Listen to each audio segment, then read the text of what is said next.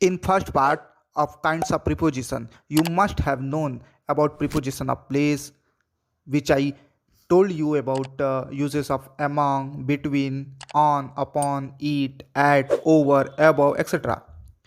If you have not yet watched, I have given the link in description. Go and watch first. Hello, this is Rahul Tiwari. In this video, I will tell you about the preposition of time and preposition of direction with correct uses of preposition. So watch full video till end. तो second kind है preposition of time. Preposition of time is used to indicate time or duration. Preposition of time उसे कहते हैं जो किसी समय या अवधि को जो है इंडिकेट करता हो, इशारा करता हो। समझिए आप इसको एग्जांपल के तौर पे। For, since, before, after, in, by, till, until, at, on, duration. अब मैं इसके करेक्ट यूजेस बता रहा हूँ कि कैसे ये यूज़ होता है। जैसे कि बाय यानी कि के द्वारा। It is use to indicate latest time. यह जो है अभी जो नया नया समय है उसके लिए यूज़ होता है, ठीक है, या जो होने वाला है। जैसे कि this meeting will be over by 1 PM। यह मीटिंग जो है कब ख़त्म होगा? 1 बजे, दोपहर को 1 बजे जो है यह मीटिंग ख़त्म हो जाएगा। तो इसमें बताया गया है कि लेटेस्ट टाइम के लिए, तो अभी जो टाइम बताया गया है उसके लिए यूज़ होगा बाय का। At indicates particular time. जैसे ही reach the station at 8 PM।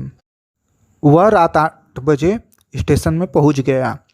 तो इसमें मैंने बताया था किसी विशेष समय के लिए जो है एट का प्रयोग किया जाता है, तो वो समय बता दिया गया है कि 8 बजे, ठीक है।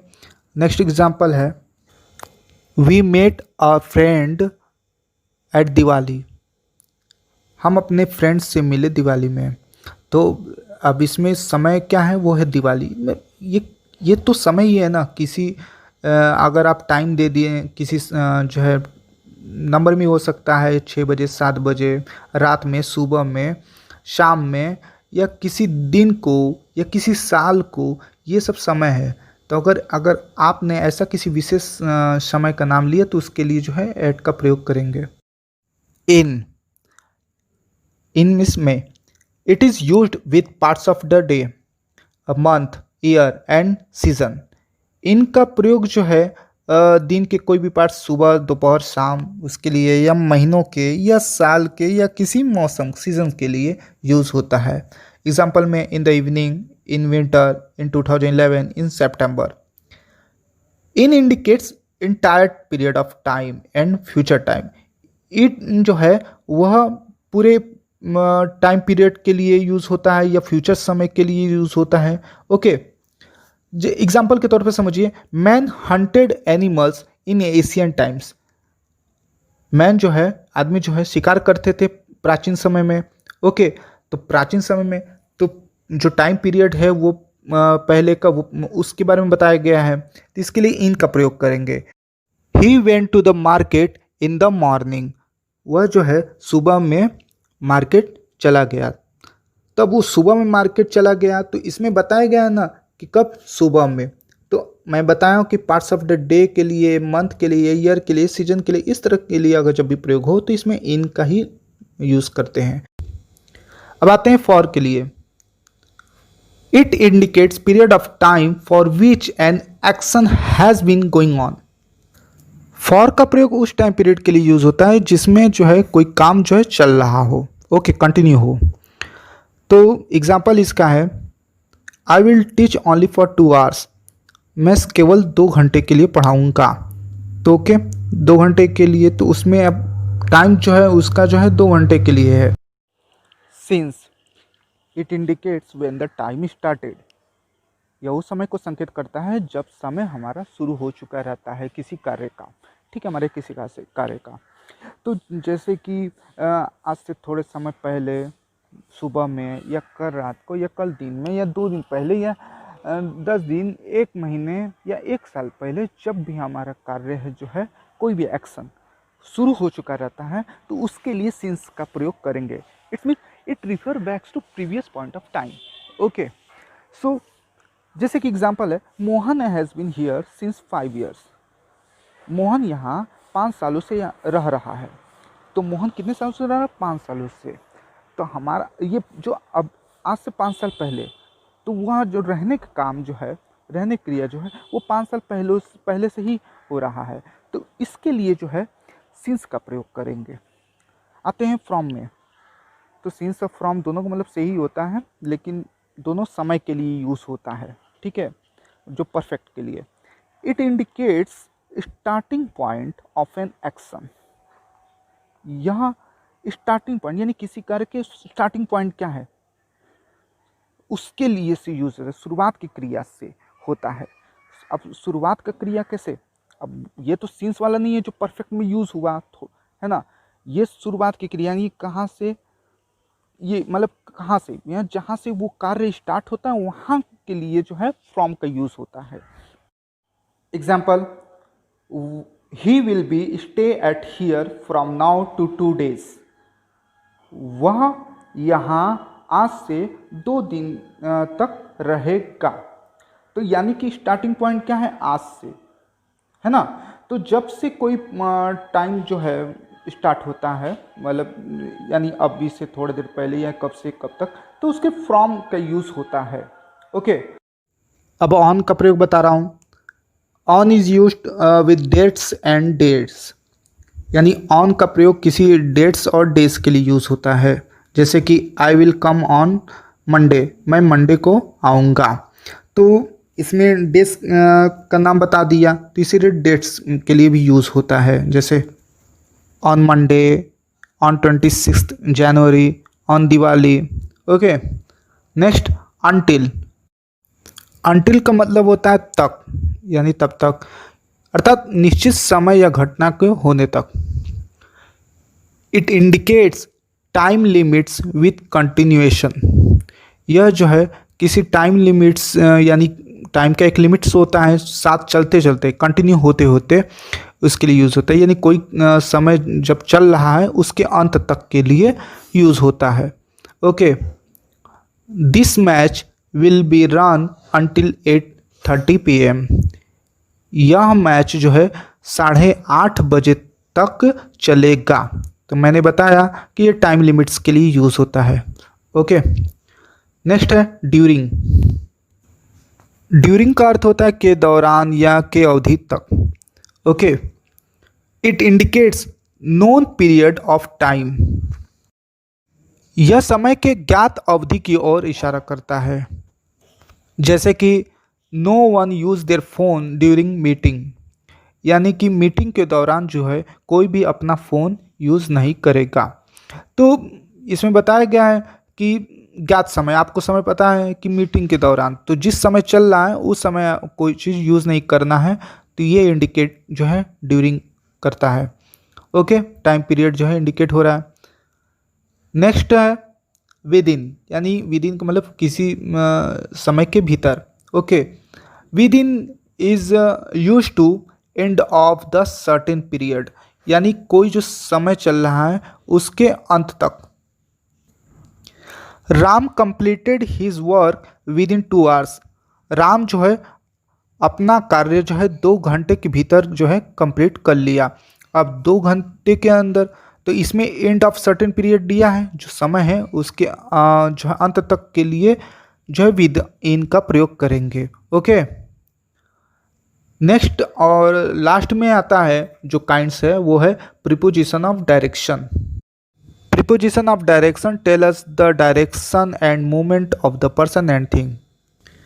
प्रीपोजिशन ऑफ डायरेक्शन जो है वो किसी व्यक्ति या वस्तु की जो है उसकी मूवमेंट या उसके डायरेक्शन जो है बताता है। ओके, एग्जाम्पल में है across, around, over, through, into, onto, along, towards, over, down, up, to and so on. अब प्रीपोजिशन ऑफ डायरेक्शन के करेक्ट यूजेस समझते हैं। जैसे टू इंडिकेट्स डायरेक्शन। अब टू जो है किसी डायरेक्शन के ऊपर इंडिकेट करता है, इशारा करता है। जैसे he is going to market, वह बाजार जा रहा है। कहाँ जा रहा है? बाजार। तो डायरेक्शन क्या है? बाजार की ओर।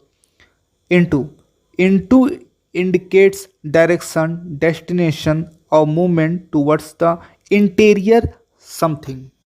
देखिए, इनटू का मतलब होता है के अंदर, यानी किसी डेस्टिनेशन, डायरेक्शन या मूवमेंट के अंदर जो कार्य पूर्ण हो, इसके लिए इनटू का प्रयोग करेंगे। जैसे ही डाइव्ड इनटू द वाटर, वह पानी के अंदर गोता लगाया।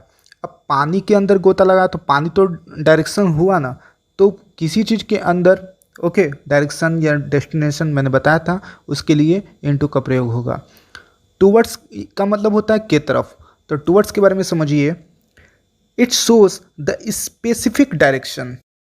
अब देखिए, स्पेसिफिक डायरेक्शन यानी विशिष्ट दिशा में। अब जब विशिष्ट दिशा की ओर दर्शाना होता है तो उसके लिए टूवर्ड्स का ही हो, यानी टूवर्ड्स का मतलब ही होता है के तरफ, यानी किसके तरफ। अब एक जगह जो है चुना गया रहता है, कोई स्थान चुना गया रहता है, या कोई डायरेक्शन चुना हुआ रहता है कि उस स्थान या उस डायरेक्शन में जाना है।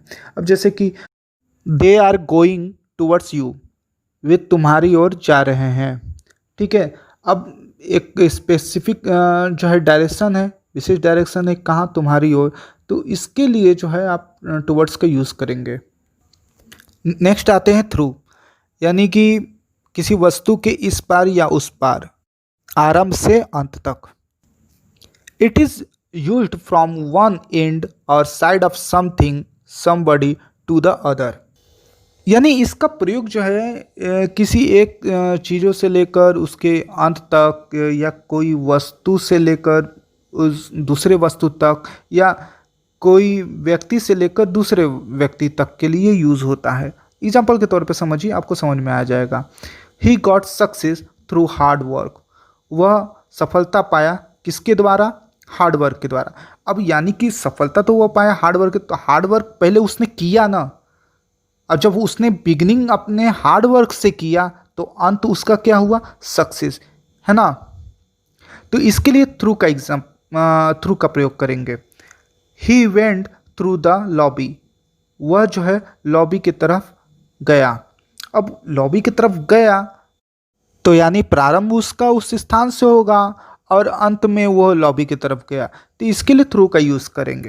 अब नेक्स्ट आता है ओवर। ओवर मीन्स पर, इसके बारे में मैंने पहले ही बता चुका हूँ, लेकिन इसमें टाइम में भी दिया रहता है over. Over indicates covering area. Over का प्रयोग उस समय करेंगे जब किसी एरिया, किसी स्थान को वो पूरा कवर करता हो। जैसे he puts his papers over the table, वह अपना जो है पेपर्स जो है टेबल पर रख देता है। अब उसने रख देता है जो है पूरा पेपर जो है, पेपर तो अब जब रखेगा, अब एक पेपर दो पेपर नहीं, पूरा पेपर है, तो वो टेबल पर पूरा कवर कर दिया वो पेपर, तो इसलिए उसके लिए ओवर का यूज़ करेंगे। The horse jumped over the fence. अब जो घोड़ा जो है जो फेंस के ऊपर जो है जंप किया, तो अब उस फेंस को, अब जो लकड़ी का जो चार दीवारी है, वो फेंस जो है दीवार है लकड़ी का, उसको कवर कर लिया। ओके, तो इसके लिए जो है ओवर का यूज़ करेंगे। नेक्स्ट आते हैं अलोंग। अलोंग का मतलब होता है के किनारे, के साथ साथ, या एक सिरे से दूसरे सिरे तक। From one side to end और towards the end of something, किसी चीज़ के साथ एक सिरे से दूसरे सिरे तक, या किसी चीज़ के किनारे, इसके लिए जो है अलोंग का यूज़ करेंगे। एग्जाम्पल में समझिए। Always walk along the footpath, सदैव जो है फुटपाथ की ओर जो है अपना जो है चलना चाहिए। Mohan is riding horse along the river, Mohan जो है घोड़ा राइड कर रहा है, कहाँ पर? रिवर के किनारे। ओके, तो इसके लिए अलोंग का यूज़ होगा। मैंने आपको हिंदी में बता चुका हूँ कि अलोंग का यूज़ किस लिए करेंगे। अब आते हैं of. It indicates down from place और पोजीशन और शोज सेपरेशन, यह किसी स्थान या वस्तु से अलग होने या वस्तु के नीचे की स्थिति को दर्शाता है। जैसे शिखा fell off the ladder.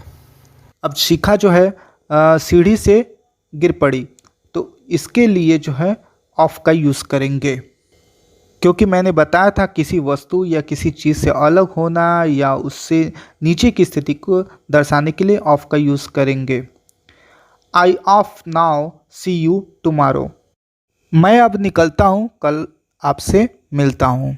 Okay, तो अभी के लिए निकलना, ओके, कहीं जाना, ओके, तो उसके लिए जो है ऑफ का यूज़ करेंगे। ठीक है, तो ऑफ के बारे में मैं बता दिया। अब आते हैं आउट ऑफ, यानी किसी चीज़ से बाहर, यानी ये इंटीरियर का अपोजिट होता है। जैसे इंटीरियर यानी किसी चीज़ के अंदर, और ये आउट ऑफ यानी किसी चीज़ के बाहर। Out of is the opposite of the into. It shows exterior of something, यानी किसी चीज़ के बाहर के लिए जो है दर्शाता है यह। और moment from within to outside of, यानी वह मोमेंट आप जानते हैं, वह मोमेंट जो किसी चीज़ के अंदर से लेकर वो बाहर तक की गति को, क्या है वो किसी चीज़ के अंदर से बाहर की ओर गति।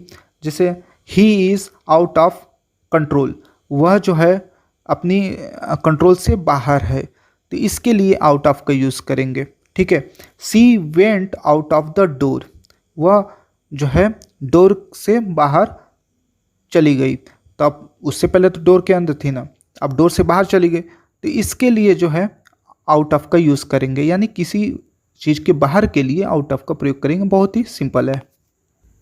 अब इस तरह से मैंने आपको प्रीपोजिशन के काइंड्स जो हैं, जो तीनों थे, और उसके करेक्ट यूजेस हैं, उसके बारे में मैंने आपको समझा चुका हूँ। तो अगर आपको वीडियो अच्छा लगा, समझ में आया, तो प्लीज़ आप बताएं और लाइक करें और शेयर करें। सब्सक्राइब करना मत भूलिएगा अगर आप नए हैं। तो अगर कोई बात होगा या किसी टॉपिक पर अगर आप जानना चाहते हैं, या प्रीपोजिशन के काइंड्स जो मैं बताया हूँ उसमें कुछ पूछना चाहते हैं आप, तो आप कमेंट के थ्रू बता सकते हैं। Thank you so much.